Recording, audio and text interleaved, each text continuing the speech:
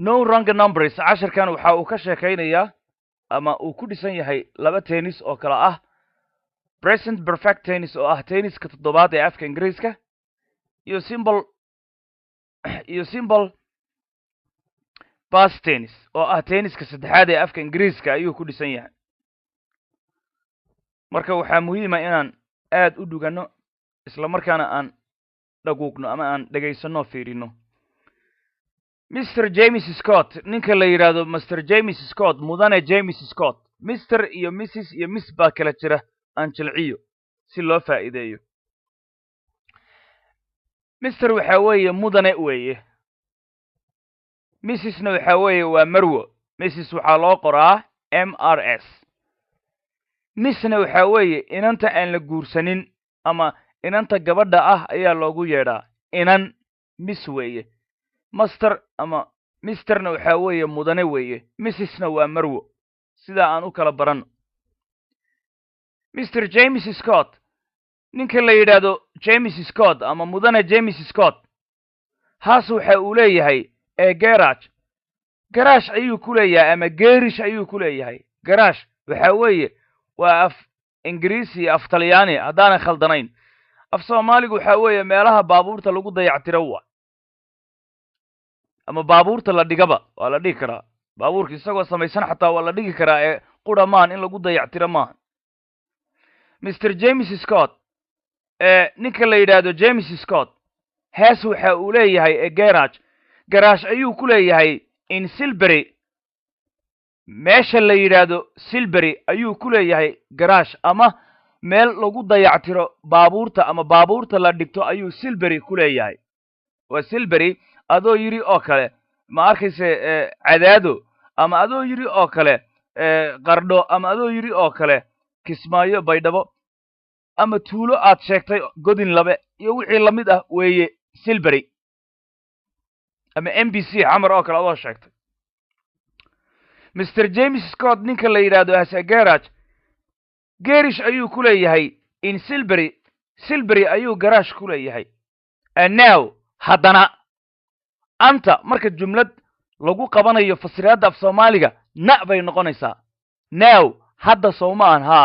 and now waxay noqonaysaa haddana hadda ku dar an oo na noqotay haddana meesha ka dhiilayd and now iyo hadda iyo intaad hadalka isticmaali lahayd haddana xiriiriyihii af Soomaaliga na buu noqday markaasi and now haddana he isagu has just bought hadda ayuu iibsaday another garage kale ayuu ka iibsaday in Binhurst meesha la yiraahdo Binhurst James Scott ninka la yiraahdo garage ayuu ku leeyahay meesha lagu magacaabo Silbury hadda ayuuna macnihii iibsaday garage kale wuxuu ka iibsaday Binhurst ninkan marka waa milkiilay laba garage leh hadda awal garage uu Silbury ku lahaa garage kale uu haddana iibsaday oo labaad oo magaalo kale ku taal ama meel kale masaafo u jirta tii hore macnihii kii hore uu ku lahaa uu ku yaal Mr. James Scott ninka la yiraahdo James Scott has a garage ayuu ku leeyahay in Silbury magaalada Silbury ayuu garage ku leeyahay and now haddana he has just bought hadda ayuu iibsaday another garage kale ayuu ka iibsaday in Binhurst magaalada Binhurst ayuu garage kale uu ka iibsaday joogsi Binhurst meesha la leeyahay oo hadda garage-ka cusub uu ka iibsaday ninkaasi ee labaad is only waxa ay tahay oo kaliya only waxa weeye oo kali ah oo qura af Ingiriisiga waxa la mid ah Mali Binhurst meesha la yiraahdo is waxay tahay only oo qura ama kaliya waxa weeye 5 miles oo mile iyo kilometer ma dhaqaana kilometerku iyo mile-ka inaan kala fahamnaa muhiim ah dadku badanaa way yaqaanaan laakiin qaar aan aqoon baa jira halkii mile waa maxay waa 1 kilometer iyo bar hadaan khaldanayn kilometerkana halkii kilometer waa maxay waa 1,000 mitir Soomaan okay marka sidaa u garo waa waxaan 10 kilometer aan gaarin ayay isu jiraan weeye Binhurst meesha la yiraahdo is only kaliya waxa ay 5 miles ay u jirta ay tahay keliya waxay tahay 5 miles 5 mile oo keliya ayay from u tahay Silbury ay u tahay haddii marka la qurxiyo jumladaasi waxay noqonaysaa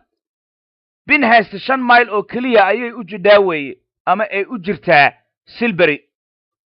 Pinehurst meesha la yidhaahdo is only 5 miles from 5 mile oo qudha ayay u jidhaa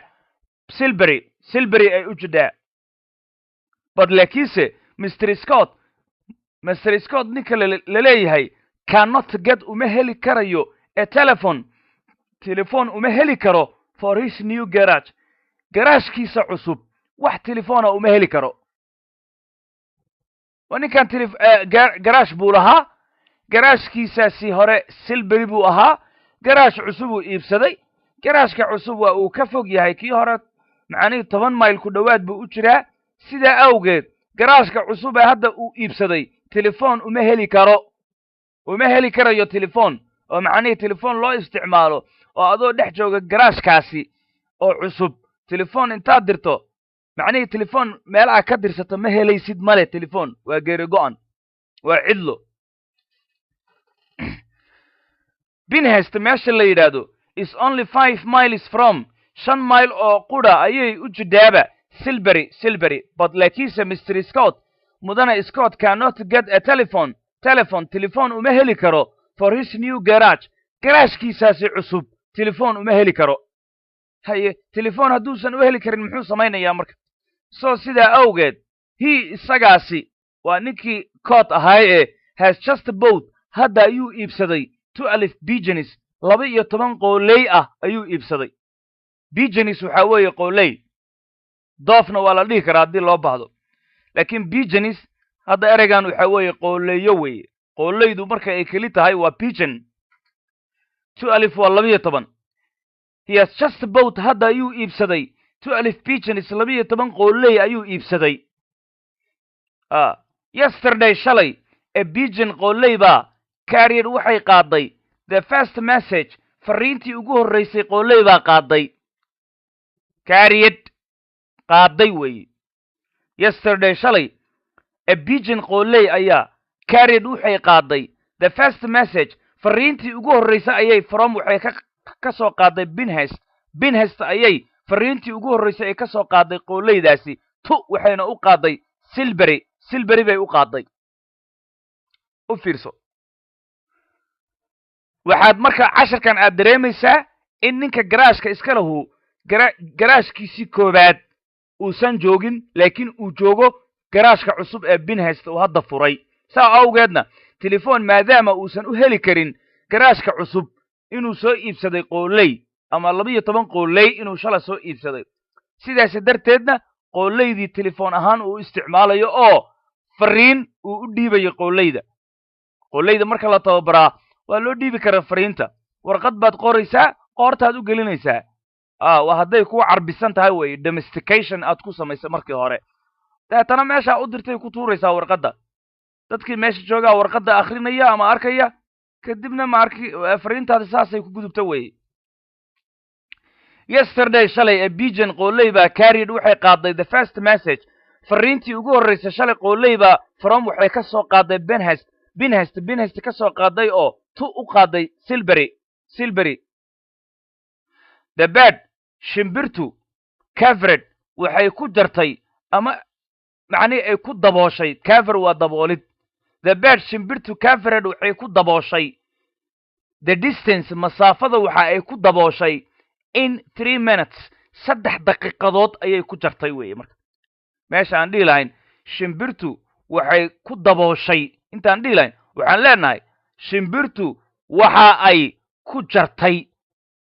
ama ay ku duushay masaafada waxay ku jartay covered marka jaridii macnii bay noqonaysaa the bird shimbirtu covered waxa ay ku jartay the distance masaafadu waxa ay ku duushay ama ay ku jartay in 3 minutes 3 daqiiqadood ayay ku jartay up to now ilaa hadda Mr. Scott ilaa hadda mudane Scott hasenta wuxuu diray ilaa hadda mudane Scott wuxuu diray a great many requests codsiyo fara badan oo muhiim ah a great macnihiisu hadda weynaan waa loo macnaynaya weynaan oo laakiin da'a ma ahane waa weynaan muhiim ah weeye wax shayga muhiimka ah ama kugu qaaliga ah waxa weeye great tusaalehaan markaad leedahay great message waa fariin muhiim ah weeye markaasi fariin weyn way tahay si haddii loo dhigo af soomaaligu waxa weeye waa hadalku waa mergo sidii wuuna jiidma hadba dhankii loo macneeyo weeye marka waxaan leenahay hadda muhiim ka soo qaado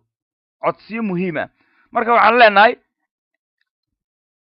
up to now ilaa iyo hadda master scott ilaa iyo hadda ninka la yidhahdo scott hasenta wuxuu diray a great many requests ilaa iyo hadda waxa uu diray a great many requests codsiyo fara badan oo muhiim ah ama waaweyn gadaalaad u macnaynaysaa jumladda codsiga ka bilow requests many oo badan great oo weynaana af soomaaliga saasay ku imaanaysaa jumladda up to now ilaa iyo hadda master scott ilaa iyo hadda master scott hasenta wuxuu diray a great many requests codsiyo fara badan oo waaweyn ayuu diray for codsiyadaasoo ah ama ku aadan spare parties qalabka spare partiska oo alaabta lagu dayactiro spare parties waa alaabta spare parties waa alaabta lagu dayactiro baabuurta an other iyo weliba wuxuu diray agent messages iyo fariimo kale oo degdeg ah messages waa fariimo telefoonka message ha isoo dhacay bay leeyihin soomaalida sidaas darteed message annagu ma lihin af soomaaligu waa fariin af talyaaniguna waa masaajo sidaa u garo agent waxa weeye degdeg up to now ilaa iyo hadda master scott ilaa iyo hadda master scott ama mudane scott hasenta wuxuu diray a great many requests codsiyo fara badan oo waaweyn buu diray for spare parties ee qalabka spare partieska ah and other agent messages iyo fariimo kale oo degdeg ah from oo macnihii fariimahaasi iyo oo ka imaanaya one garage ka imaanaya to u socda the other midka kale garage to garage weeye marka garage ku garagena waa la dhihi karaa garage ka timid garage ku socota fariimahaasi garage bay ka yimaadeen garage bay u socdaan in this way waddada tan ayuu ama wadiiqada tan ayuu ama dariiqa kan ayuu ama habka kan ayuu ninkaa isaga ah waa koode has begun uu ku bilaabay his own private telephone service adeegiisa teleefon ee khaaska ah service waa adeegii telephone waa telephone private waa khaas own maxay tilmaamaysaa marka his iyo own inaan jilciyaa loo baahan yahay his waa lahaansho waa possessive adjective ayaan leenahay haddaba sababta ownna meesha loo keenay maxay tahay waxa weeye emphasizing adjective wey macnihii waxay adkaynaysaa lahaanshahaasay adkaynaysaa tusaaleahaan haddaad tidhaahdid his private telephone service adeegiisa khaaska ee telephone weeye laakiin haddaad tidhahda his own private telephone service adeegiisa khaaska ah ee telephone adeegiisa weeye adoo sidaa yidhi marka waa adkayn lahaanshahay sii adkaynaysaa haddaad tidhahda my mother hooyaday ayaa speak macnihi helbert you adiga ku caawisay adna aad inkirsan tahay hooyadaa ima caawin aad la taaganta war my own mother helbert this man war hooyaday ayaaba ninkaan caawisay haddana mar labaad uu nagu soo socdaa saas weeye marka waa emphasize owntaasi aan ku noqdo marka ma dareenta hadda sheekada buuggan waxa weeye casharka kan macnihi ninkan garaashuu lahaa garaash cusub uu furtay garaashka cusub uu joogaa isaga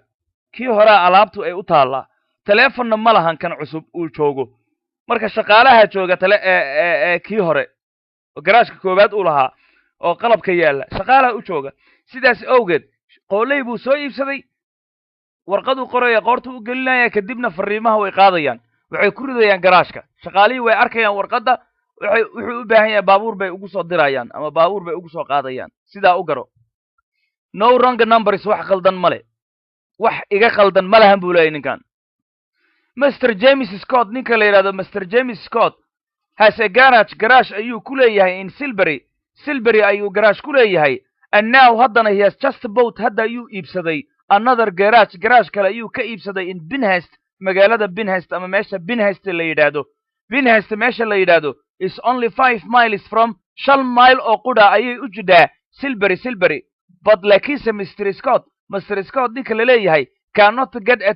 telephone uma heli karo for his new garaashkiisa cusub. So sidaa daraaddeed he has just bought hadda ayuu iibsaday 2 pigeons 12 qooley ah. Yesterday shalay a pigeon qooley baa carried qaaday the first message fariintii ugu horreysay from ka soo qaaday Pinehurst to iyadoo u wada Silbury. The bird shimbirtu covered waxa ay ku jadhay the distance masaafadu in 3 minutes 3 daqiiqo masaafo gaaraysa oo waqti gaaraya. Up to now ilaa hadda Mr. Scott mudane Cod has sent wuxuu dirsaday a great many requests codsiyo fara badan oo waaweyn for spare parts ee qalabka spare partska gawaadhida lagu dayactiro and other urgent messages iyo fariimo kale oo degdeg ah from one garage to the other garage to garage ah. In this way wadiiqadatan ayuuna ama habka kan ayuuna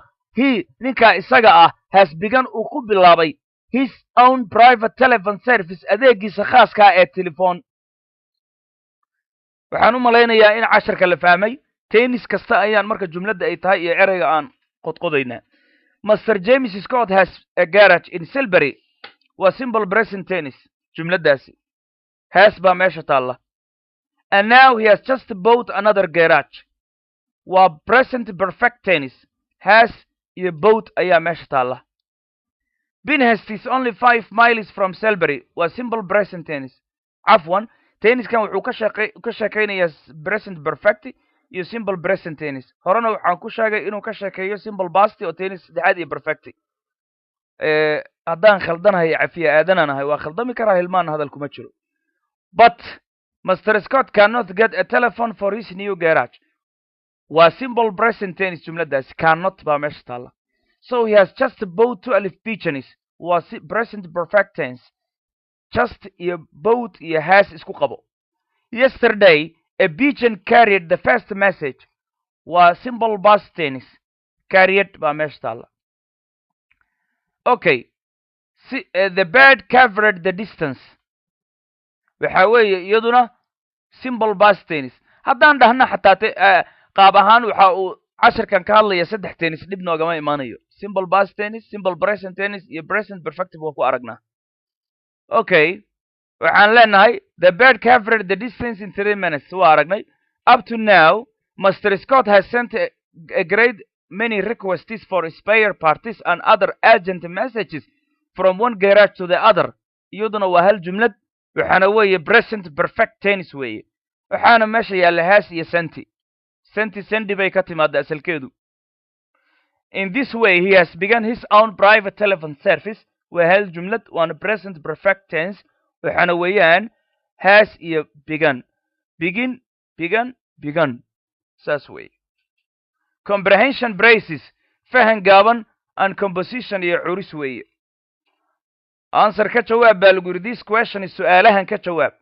in not more than inaan ka badnayn 50 words konton eray waxaan ka badnayn su'aalahan kaga jawaab. answer ka jawaab this question su'aalahan in not more than waxaan ka badnayn 50 words konton eray.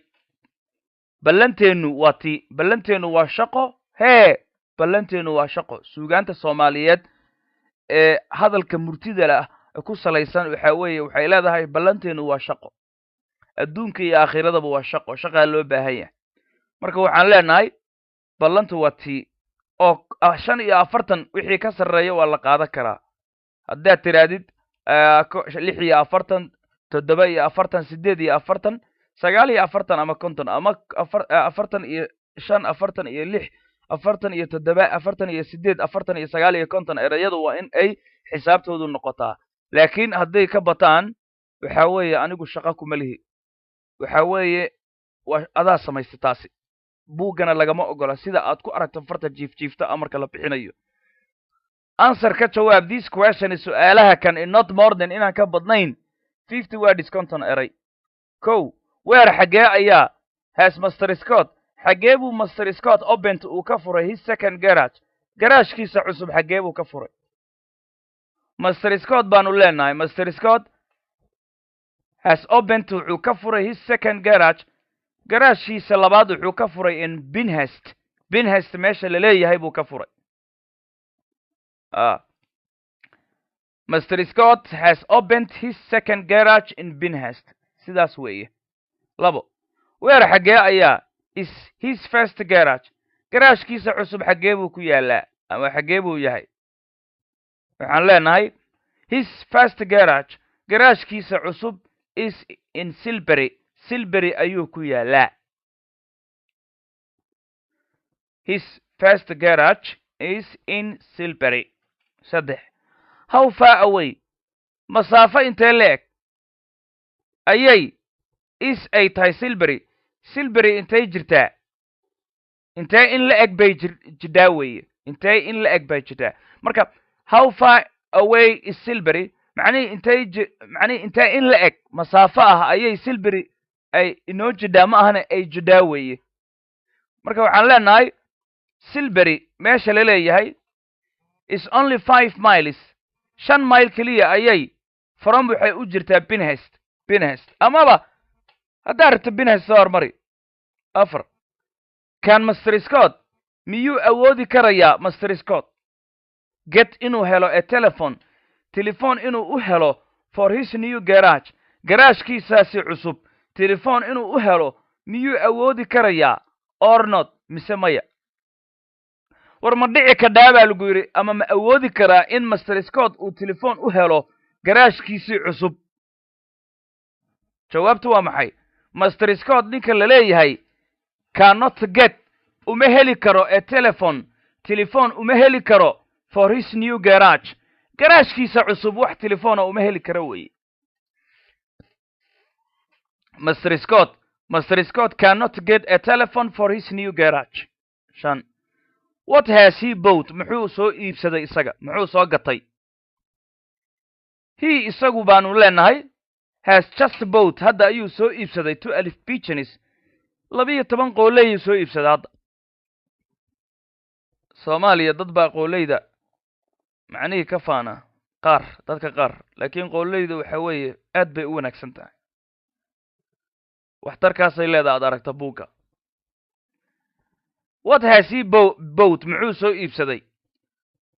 yes just bought hadda ayuu soo iibsaday 12 pigeons 12 qooley ah. 6 in how many minutes imisa daqiiqadood ayay do they ay shimbirtaasi carry ay ku qaaday messages fariimaha ay ku qaadaan weeye. in how many minutes imisa daqiiqadood ayay do they carry ay ku qaadaan shimbirtu messages fariimaha from one garage to the other garaashka garaash imisa daqiiqadood ayay ku qaadaan shimbirtu. waxaan leenahay in 3 minutes 3 daqiiqadood ama waxaan dhihi karnaa they iyagu carry waxay ku qaadaan messages fariimaha from one garage to the other garage to garage ah in 3 minutes 3 daqiiqadood waa dhihi kartaa. waxaan dhihi karnaa they shimbirtu ama the birds shimbirtu carry waxaan leenahay the pigeons qooleydu carry waxay ku qaadaa messages fariimaha from one garage to the other fariimaha garaash inta laga soo qaado garaashka kale la geeyo waxay ku qaadaan in 3 minutes 3 daqiiqadood. key structures furayaasha dhismooyinka. what happened maxaa dhacay waa simple past tense. what has happened maxaa dhacay waa present perfect tense. waa dhacdo fog iyo dhacdo dhow. what happened waxaanu ku naqaanaa simple past tense. simple past tense dhacdooyinka uu sheegaa waa kuwa fog. what has happened waxa weeye waa present perfect waxaanu ku naqaanaa present perfect tense inuu sheego dhacdooyinka dhow daqiiqada ka hor bilooyinka hor iyo wixii lamid ah. study bara ayaa lagu yidhi these sentences jumladahan baro pay close attention ka taxadar to the words erayada in italics ee farta jiifta ku jira. study baro these sentences jumladahan baro pay close attention ka taxadar to the words erayada in italics ee farta jiifta ku jira. what happened maxaa dhacay? key structure 17 ayaad ku soo aragtay.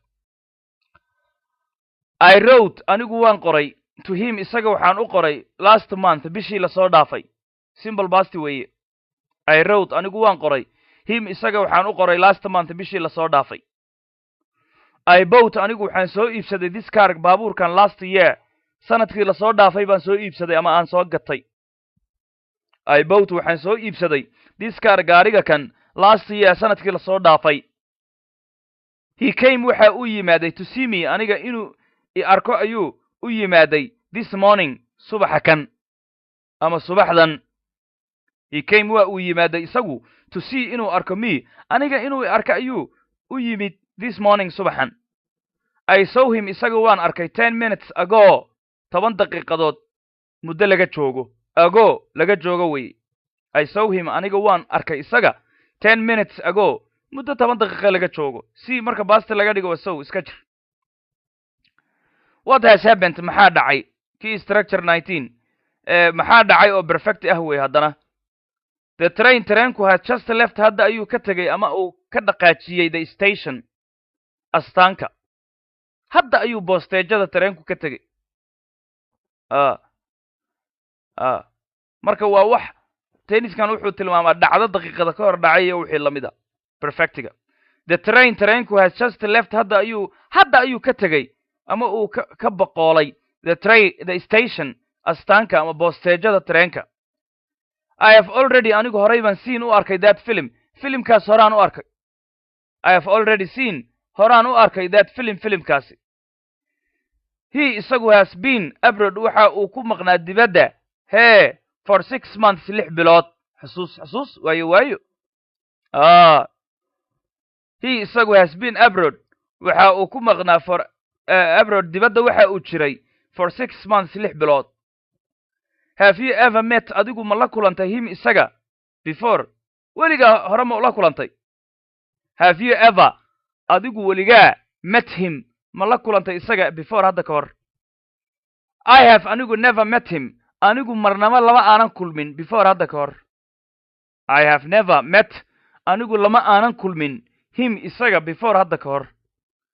I have not finished anigu ma dhamayn work shaqada maba dhamayn yet weli I have not finished anigu ma dhamayn work shaqada yet weli shaqada ma aanan dhamayn there have been waxaa jiray a great number of accidents shilal fara badan oo waaweyn baa jiray lately dhowaanadan ama dhowaan there have been waxaa jiray a great number of accidents tirooyin badan oo waaweyn oo shilala ayaa jiray lately dhowaanada kan up to now ilaa hadda he has won wuxuu ku guulaystay 5 prizes 5 abaalmarin ayuu ku guulaystay ilaa hadda